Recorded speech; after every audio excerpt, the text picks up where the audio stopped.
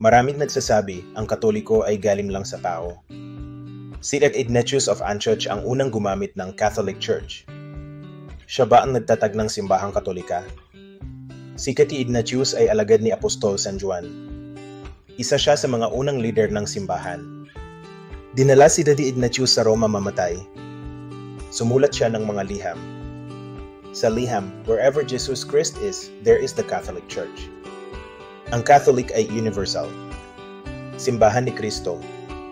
Hindi si Ignatius ang nagtatag ng Katolika. Catholic para ilarawan ng simbahan.